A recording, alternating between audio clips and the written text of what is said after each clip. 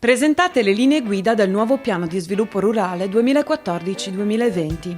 Il sistema agricolo del Veneto potrà contare su circa 3,5 miliardi di euro e di questi circa 2,3 miliardi andranno per i pagamenti diretti alle aziende agricole. Altri 1,2 miliardi tra finanziamenti comunitari, nazionali e regionali serviranno invece a sostenere investimenti per lo sviluppo del settore primario, attraverso bandi che la Regione delineerà nei prossimi mesi. Il nuovo PSR si regge su 2 pilastri, come spiega l'assessore regionale Franco Manzato. Primo pilastro che è legato ai pagamenti diretti, cioè delle risorse che vanno a dimensione, a superficie aziendale, che danno una mano agli imprenditori di essere coperti dalle spese rispetto al lavoro che fanno sul territorio. E poi invece sul secondo pilastro sono le risorse 1 miliardo e 200 milioni di euro che vengono investiti per le imprese che vogliono fare appunto degli investimenti aziendali, strutturali per essere competitivi nel mercato. 2 elementi che renderanno competitivo ancora di più il Veneto. È al tavolo verde che si sta portando avanti la concertazione tra parti sociali e Regione Veneto, anche attraverso consultazioni online che stanno raccogliendo migliaia di contributi.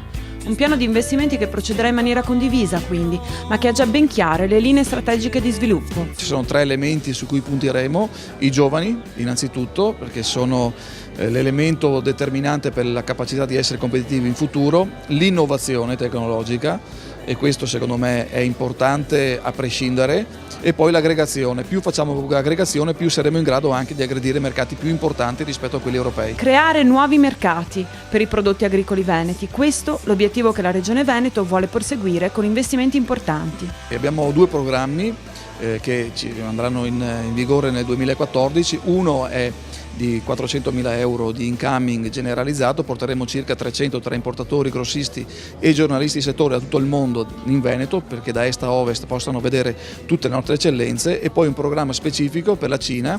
Abbiamo fatto un accordo con la Fondazione Italia-Cina, quindi in un tempo pluriennale costruiremo dei rapporti importanti con alcune regioni attraverso dei protocolli d'intesa che abbiamo già stipulato per essere presenti e quindi anche invadere, tra virgolette, quel mercato ed essere presenti in un mercato che comunque avrà percentuali di crescita importanti. Positiva la valutazione dei presidenti delle organizzazioni degli agricoltori. Una politica agricola nuova, è una politica agricola innovativa, più sensibile all'ambiente e più sostenibile, e questo sicuramente è un dato che dovrà cambiare anche la nostra mentalità, il nostro modo di fare agricoltura. Per gli agricoltori del Veneto cambia la visione e gli obiettivi quindi condivisi maggiormente, perché si dà maggiore importanza all'economia e quel che può l'agricoltura restituire al territorio, oltre che dal punto di vista ambientale ma anche dal punto di vista economico. È chiaro a tutti però che la riduzione di risorse c'è stata